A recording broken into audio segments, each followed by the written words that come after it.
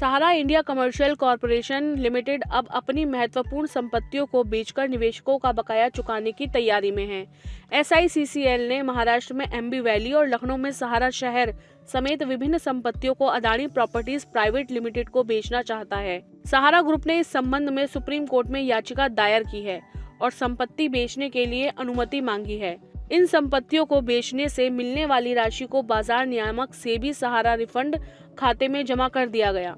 सहारा group की company ने Adani properties को अपने समूह की संपत्ति बेचने के लिए सुप्रीम कोर्ट से मंजूरी मांगी है।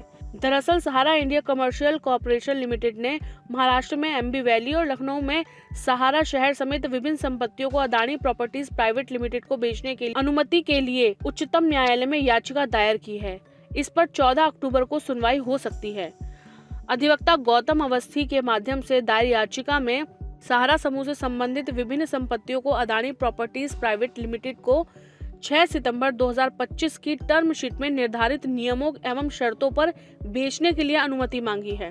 सहारा समूह की ओर से दायर अंतरिम आवेदन में कहा गया है कि इस न्यायालय द्वारा समय समय पर पारित विभिन्न आदेशों के अनुसरण में तथा विभिन्न आदेशों के माध्यम से इस न्यायालय की अनुमति प्राप्त करने के बाद SICCL और सहारा समूह बड़ी मुश्किल से अपनी कुछ चल एवं अचल संपत्तियों को बेचने में सक्षम हुए हैं।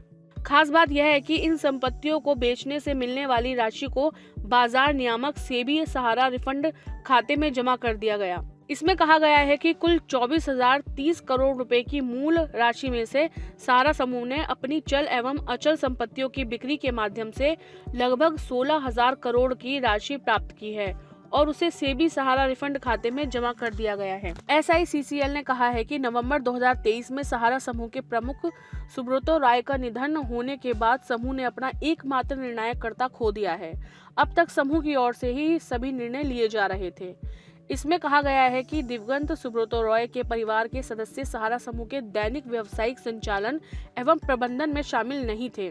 हालांकि निवेशकों के हितों की रक्षा हेतु परिवार के सदस्यों की इच्छा को ध्यान में रखते हुए सहारा समूह ने निर्णय लिया कि उसकी संपत्तियों को अधिकतम मूल्य पर और शीघ्रता से बेचा जाए ताकि इस न्यायालय द्वारा पारित आदेशों का पालन किया जा सके, सहारा समूह के दायित्वों का निर्वहन किया जा सके और वर्तमान अवमानना कार्यवाही को समाप्त किया जा सके। सुब्रतो रॉय के निधन के बाद यह बिक्री सहारा समूह के लिए एक बड़ा और निर्णायक कदम है।